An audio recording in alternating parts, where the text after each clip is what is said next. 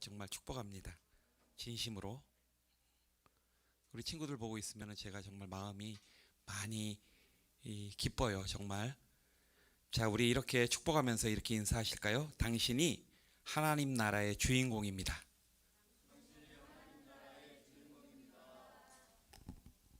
한 번만 더 할게요. 당신이 하나님 나라의 주인공입니다. 그렇습니다. 여러분들을 통해서 우리 하나님께서는 하나님 나라의 이야기를 써 내려가고 계시고 있어요. 지금도. 그래서 우리 정말 우리 이 선생님들과 우리 친구들이 하나님의 귀한 사역자로 세워지길 간절히 기도하고 바라고 원합니다. 아멘. 오늘 그 말씀은 사도행전 3장 1절에서 10절 말씀입니다. 신약 성경 190쪽이네요. 제 성경책으로는 사도행전 3장 1절부터 10절까지 다 찾으셨으면 한 절씩 봉독하겠습니다. 제9시 기도 시간에 베드로와 요한이 성전에 올라갈새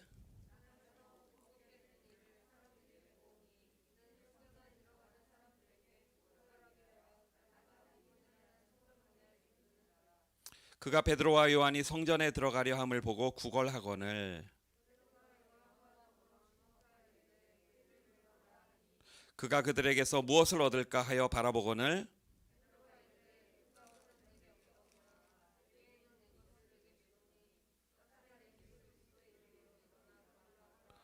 오른손을 잡아 일으키니 발과 발목에 곧 힘을 얻고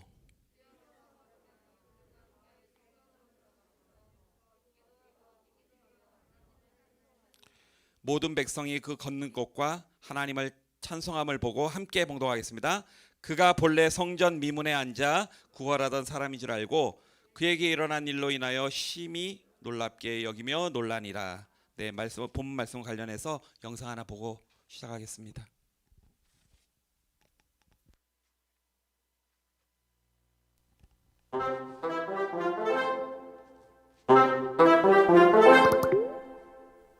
여러분은 이름에도 힘이 있다는 사실을 알고 있나요? 교장 선생님의 이름은 그 학교 안에서 영향력을 지닙니다. 회사에서 사장님의 이름도 영향력을 지닙니다. 그렇다면 만왕의 왕이요 유일하신 구세주 예수님의 이름을 가진 능력은 얼마나 위대할까요? 오늘 예수님 이름의 능력을 경험한 사람의 이야기를 들어보겠습니다.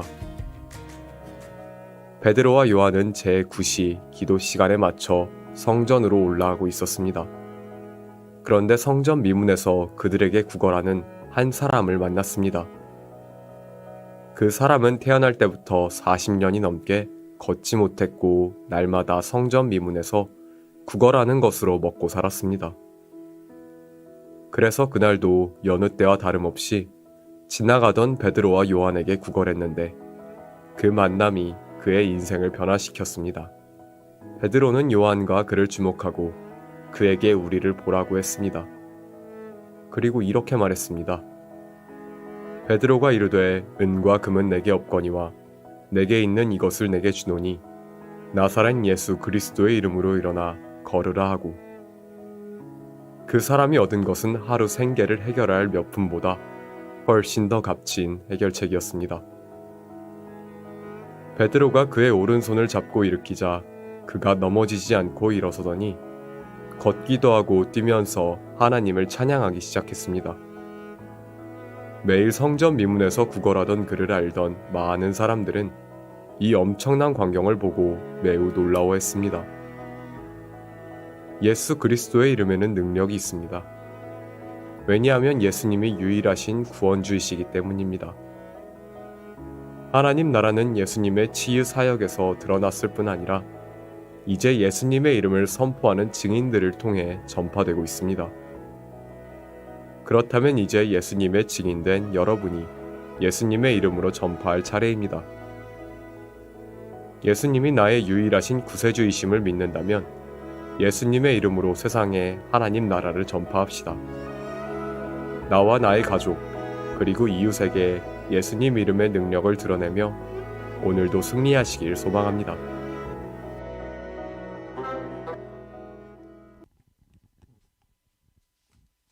네, 저는 그 신학교 때 수원역으로 그 노숙자들을 위한 사역을 하기 위해서 몇 번 이제 간 적이 있어요. 물론 당시 저로서는 이제 자의적으로 갔다기보다도 졸업을 하기 위해서 신학교 졸업을 하기 위해서 졸업 학점이 필요했기 때문에 그때 저는 편입을 했었고 신학교에 그리고 또 직장을 같이 다녔기 때문에 학점이 조금 부족해가지고 겨울 방학을 끝나고 그 학점을 보충하기 위해서 수원역에 노숙자 사역을 간 적이 있습니다. 물론 이전까지는 제가 노숙자를 만나본 적도 없었고 또 노숙자들을 위한 사역을 당연히 한 적이 없었죠. 근데 제가 그때 잘 알고 있었던 목사님께서 수원역에서 노숙자 사역을 이미 하고 계셨어요. 그 목사님께서는 매주 목요일 저녁 때 노숙자 사역을 이제 하고 계셨는데 당시 전도사님 그 당시에는 이제 목사님이 아니고 전도사님이었는데 저하고 이제 개인적인 친분이 있었어요. 근데 이분은 이제 어떤 분이냐면은 수원에 보면은 수원 중앙 침례교회라고 굉장히 큰 교회가 있어요. 김장한 목사님이 시무를 하시는 그런 교회였는데 그 교회에서 아주대병원의 전도사님으로 병원 사역을 하고 계셨던 그러한 전도사님이세요. 그런데 이분이 이 기도하는 중에 하나님의 콜링을 받고 또 그 콜링을 받았던 것을 그냥 지나치지 않으셨고 순종을 하셔서 그래서 교회를 바로 사임을 하시고 이제 말 그대로 험한 광야의 길로 이제 접어들게 됩니다. 이분은 여자 전도사님이셨는데 지금은 이제 물론 목사님이 되셨죠. 근데 정말 아무런 경험도 없고 이러한 지식도 없고 그 다음에 아무런 기반도 없이 그냥 무작정 수원역으로 가서 노숙자들을 살려야 되겠다라는 마음을 가지고 수원역에 가게 됩니다. 갔는데 그 당시에 술 취한 노숙자들의 공격도 받았고 굉장히 험한 곳이거든요. 거기가 또 여자다 보니 성희롱에 대한 그러한 것도 경험을 하셨고 위험한 순간들이 굉장히 말씀을 들어보면 많이 있었다고 해요. 그럼에도 불구하고 그 전도사님은 성령님의 권능을 힘입어서 지금 이 순간까지도 정말 훌륭하게 지금 수원역 그 노숙자 사역을 지금 담당하고 계세요. 저는 그 당시에 이제 그 목사님과 또 목사님을 도와서 사역하시는 권사님이 한 분 계시는데 그 두 분이 이제 원래 혼자 하시다가 권사님이 합류를 하셔가지고 두 분이 사역을 하셨는데 저는 이제 아까 말씀드린 대로 졸업 학점을 받아야 되기 때문에 그 사역에 참여를 했어요. 그 사역에 참여를 하게 되면 학점을 준다고 학교에서 이제 말씀을 하셔가지고 그래서 이제 저는 참여를 하게 됐어요. 저와 동기생 한 명이 있었는데 넷이서 이제 수원역 그 노숙자 사역을 하기 위해서 수원역에 만났어요. 수원역에 애경백화점이라고 있어요. 애경백화점 그 주차장 3층 주차장 타워에서 만나가지고 거기서 이제 차를 다 대고 캐리어 2대를 나눠서 거기에다가 이제 빵도 싣고 음료도 싣고 그다음에 컵라면도 싣고 두꺼운 옷도 이제 옷도 가지가지 하고 핫팩 뭐 이런 등등 물건들을 이제 실어가지고 2인 1조가 돼서 이제 수원역 전 역사를 다 돌아다닙니다.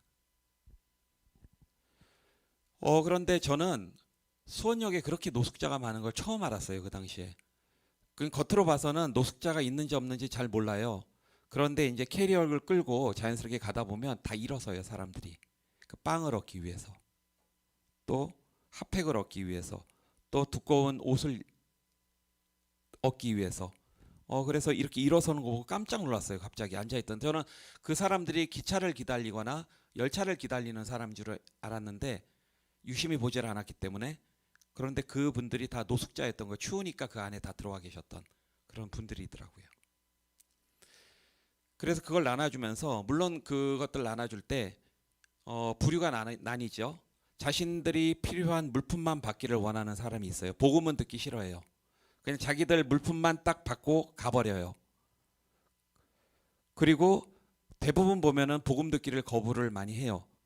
그리고 한쪽에서는 술판도 막 벌어져요. 구석구석에 보면은 또 싸움도 막 일어나는 모습도 어렵지 않게 볼 수가 있어요. 근데 놀라운 것은 그 중에서도 개 중에는 기도를 요청하는 사람들이 있어요. 자기의 삶을 막 얘기를 해요. 그동안의 삶을. 그러면서 기도를 갖다 요청을 해요. 정말 하나님이 계세요? 하나님 믿으면 내가 여기에 탈출을 할 수 있어요? 어떻게 되는데요? 이렇게 관심 있게 관심을 보이는 사람들이 있었어요. 제가 당시 정말 지금도 잊지 못하는 감사한 일이 하나 있었는데, 제가 갔을 그 당시에 젊은 나이에 노숙자가 되어서 수원역에 있던 청년이 있었어요. 아마 제가 알고 있기로 30대 전후반 정도 됐을 것 같아요. 이 사람은 사회에서 살면서 적응을 못 해가지고 또 빚도 많이 지고, 그래서 어쩔 수 없이 수원역으로 와서 노숙자 생활했던 그런 젊은 친구였는데, 이 친구가 놀라웠게도 하나님을 영접을 했어요. 그리고 교회도 나가고 또 취직도 되어가서 새 삶을 찾아서 그곳을 떠났다는 소식도 들었고, 제가 그 친구 얼굴을 알아요. 그래서 나중에 목사님을 통해서 그 얘기를 듣고 얼마나 감사하고 놀라운 일인지 정말 감격할 수가 있었어요. 여러분, 근데 더 놀라운 건 뭐냐면, 그 청년 그 친구가 사역을 하는 목요일이면은 자신이 노숙자로 있던 그 수원역에 다시 와요. 와서 목사님을 도와서 함께 복음을 전하는 거예요.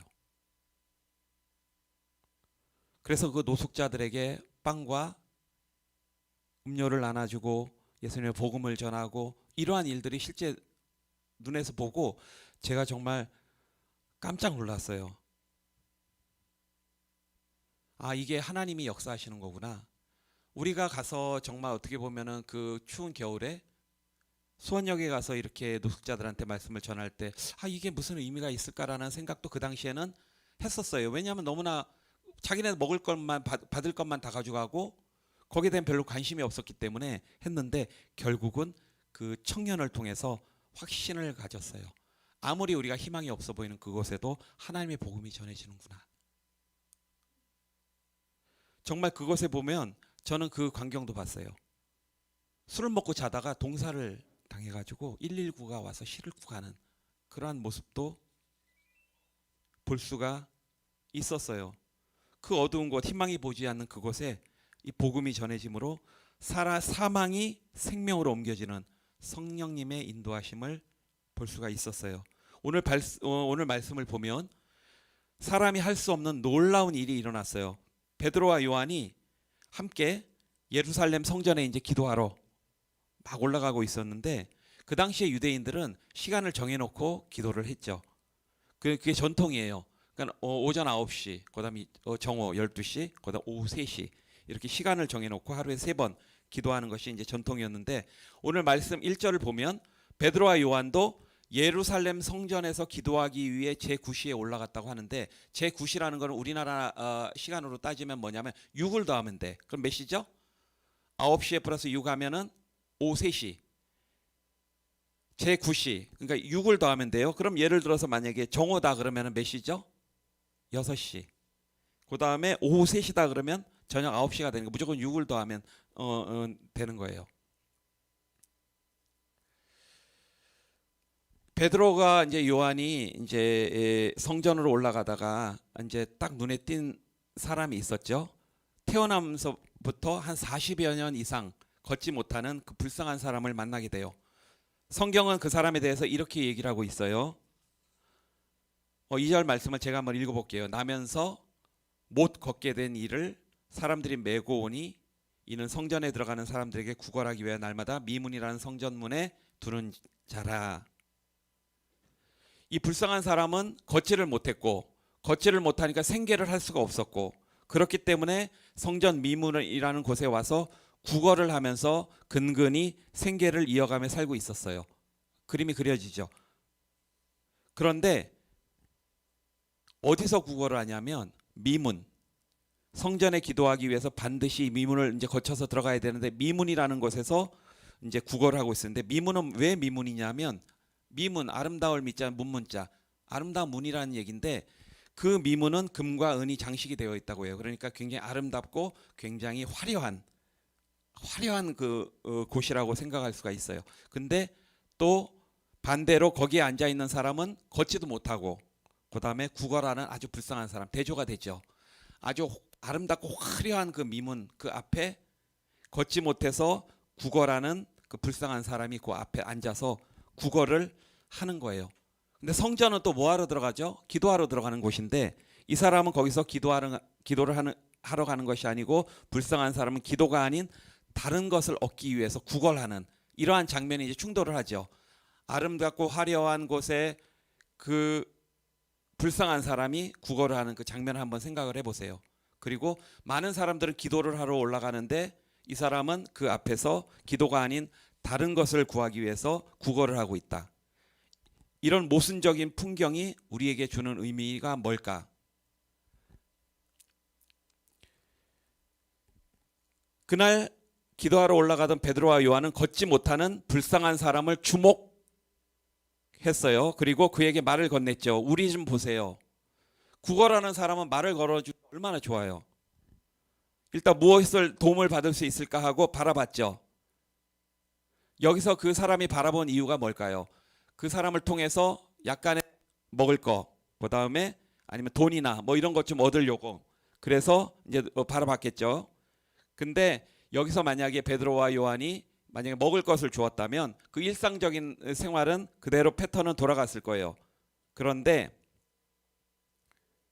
이때 베드로와 요한이 무엇라고 했냐면 베드로가 이르되 은과 금은 내게 없거니와 내게 있는 것을 내게 주노니 나사렛 예수 그리스도의 이름으로 걸으라 하고 오늘 우리가 찬양을 했죠. 오늘 찬양할 때 은과 금은 내게 없지만 능력의 이름 예수라 이러한 우리가 찬양을 했지 않습니까? 오늘 빛나가 내가 이제 본문을 이렇게 던져주니까 아마 이 말씀 본문을 보고 아마 찬양을 고른 것 같은데 너무 잘했어요.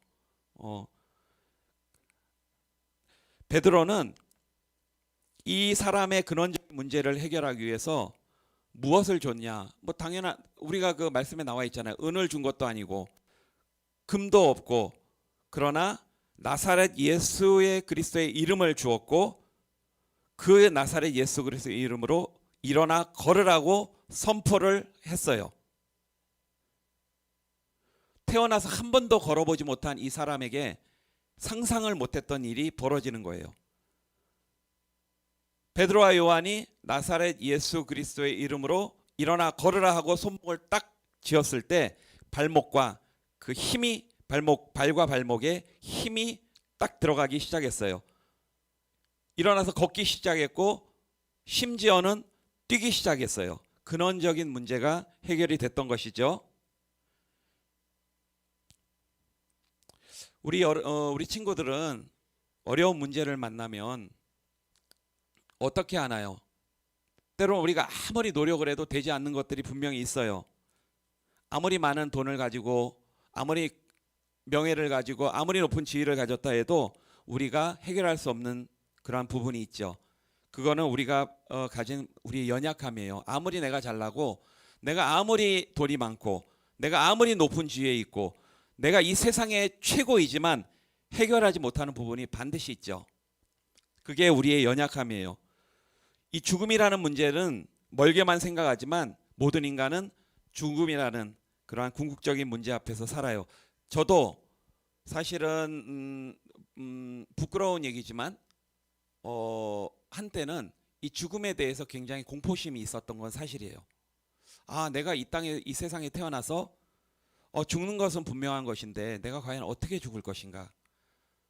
또 내가 죽으면은 이 사랑하는 우리 가족들과 또 헤어져야 되고 또 내가 사랑하는 우리 모든 지인들과 헤어져야 되고 이러한 슬픈 생각이 많이 드는 것이에요. 그래서 한동안 그것 때문에 굉장히 고민을 했어요. 아, 내가 육신의 삶이 죽으면 그냥 끝나는 것이 아닌가? 굉장히 어리석은 생각을 했었죠. 죽음이라는 것은 어떻게 보면 인간에 있어서 너무나 당연한 것이고 또 공포로 다가올 수 있어요. 그렇기 때문에 많은 사람들은 태어나서부터 죽음을 해결하려는 시도 자체를 하지 않고 그 생명에 대한 그 소망을 포기한 채 살아가고 있죠. 그냥 이 땅에서 죽으면 끝이다. 이렇게 대부분의 사람들이 그렇게 살아가고 있어요. 오늘 그 불쌍한 사람이 걷는 것을 포기하고 돈과 또 먹을 것을 구걸하면서 근근히 살아가는 것처럼 우리가 그렇게 살아가고 있는 것이에요. 돈이 있으면은 또 좋은 대학에 들어가면 또 좋은 직장에 가면 우리가 가진 죽음의 문제를 해결할 수 있습니까? 절대 해결할 수 없죠. 걷지 못하는 불쌍한 사람에게 은과 금이 있으면 잠시는 행복할 수 있어요. 그리고 굉장히 이 세상을 다 가진 것처럼 그렇게 생각할 수가 있어요. 하지만 그 불쌍한 사람의 궁극적인 문제를 해결해 주진 못하죠. 돈이 은과 금이 많다고 해서 그 사람이 일어나서 걸고 뛸 수가 있을까요? 그렇지 않죠. 궁극적인 문제는 그 은과 금으로서는 해결할 수가 없습니다. 하지만 예수님은 우리에게 하나님 나라와 새로운 생명을 주시기 위해 십자가에서 우리를 대신해 죽으시고 부활하셨어요. 그래서 베드로 사도는 살아있는 소망이, 베드로가 하는 말씀이 살아있는 소망이 오직 부활 소망이라고 베드로는 얘기를 합니다. 사도 바울 역시 부활이 우리의 진정한 소망이다 라고 말씀을 하고 있어요. 우리가 살 수 있는 유일한 방법은, 우리가 영원한 생명을 소유할 수 있는 유일한 방법은 뭐죠? 예수 그리스도를 믿는 믿음이에요. 베드로와 요한을 비롯한 12제자도 처음에는 우리처럼 모순적인 풍경 속에 살았어요.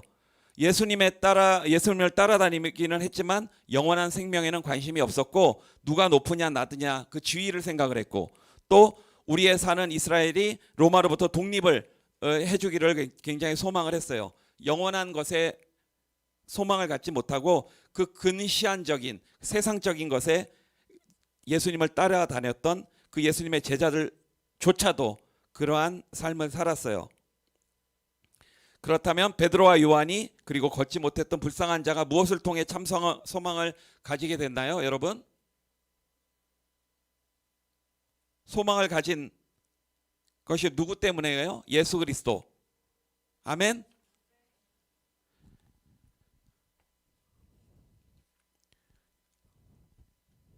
여러분, 지금 여기 우리가 이제 예배 시간에 선생님들과 또 저와 이 시간 이 공간에 앉아 있는 이유가 무엇 때문입니까?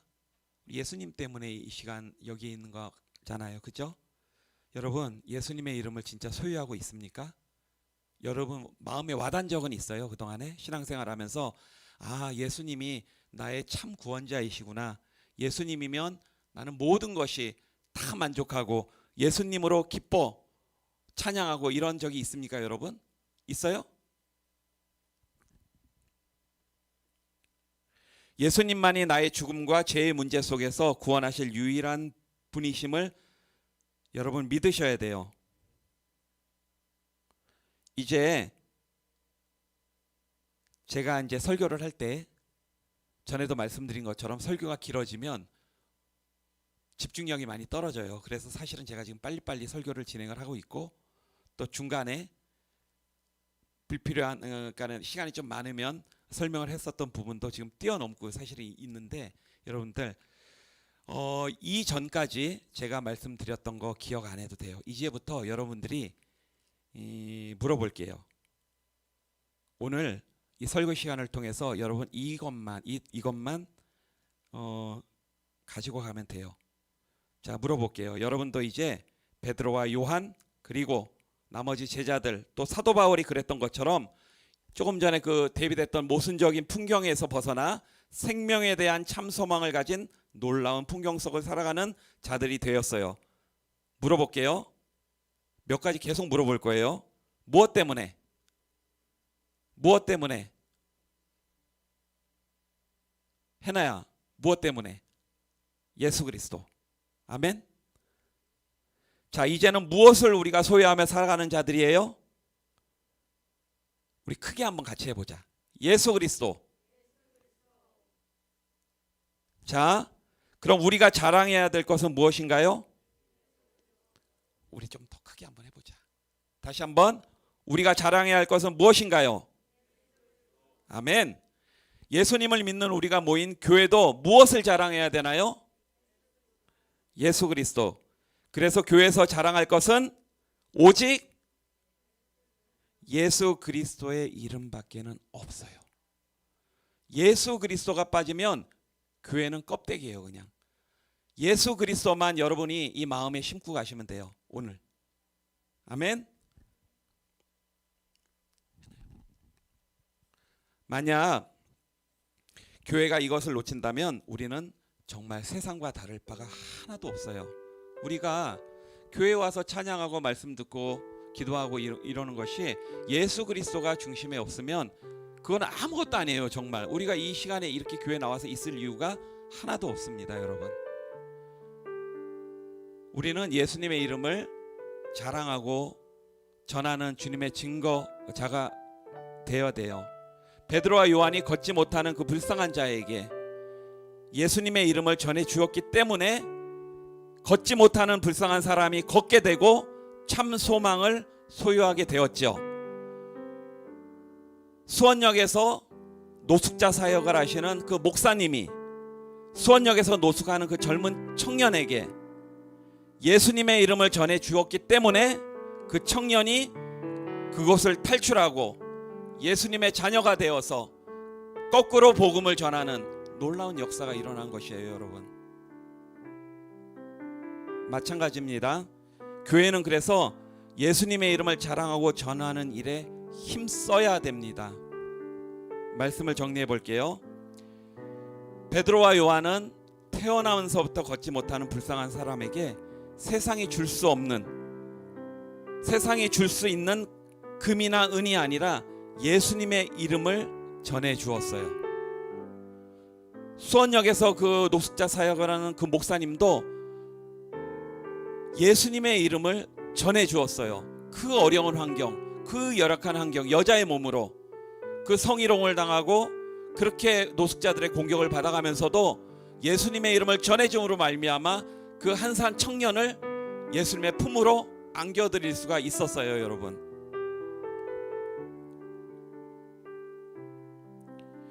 이는 이를 통해 걷지 못하는 불쌍한 자가 걷게 되는 놀라운 일이 일어나고 그 청년이 예수님 품으로 돌아가는 놀라운 일이 일어났어요. 하나님 나라가 예수님의 이름을 통해서 세워지고 확장되는 것을 여러분 잊으면 안 돼요. 그리고 이 일은 오늘도 예수님의 이름을 소유한 여러분을 통해서 계속되고 있어요. 하나님 나라의 이야기를 계속 써내려가는 선생님들과 우리 중고등부 친구들이 되길 기대하고 또 소망하고 기도해 봅니다. 기도하겠습니다. 그렇습니다. 주님, 우리들이 신앙생활하는 그 이유는 오직 예수 그리스도 우리 주님 한 분만임을 이 시간 고백합니다. 우리 예수님께서 십자가에 못 박혀 죽으시고 장사한 지 사흘 만에 죽은 자 가운데서 다시 살아나셔서 부활하셨기 때문에 저희 또한 부활 소망을 가지고 예수님을 믿는 것입니다. 우리의 삶이 정말 예수님을 우리 마음속 깊숙이 새기고 예수님으로 인해 찬양할 때 기뻐 찬양할 수 있고 또한 말씀을 묵상할 수 있고 또 내 고민이 많을 때 부르짖어 기도할 줄 믿습니다. 우리의 삶이 오직 예수님과 동행하는 그러한 삶을 살아나갈 수 있도록 성령님 인도하여 주시옵소서. 우리 친구들에게 오직 예수 그리스도, 세상의 금과 은이 아닌 오직 예수 그리스도를 먼저 믿음으로 말미암아 모든 것 더함 받는 축복을 허락하여 주시옵소서. 이 모든 말씀 우리 구주 예수 그리스도 이름으로 기도합니다. 주기도문으로 예배를 마치겠습니다.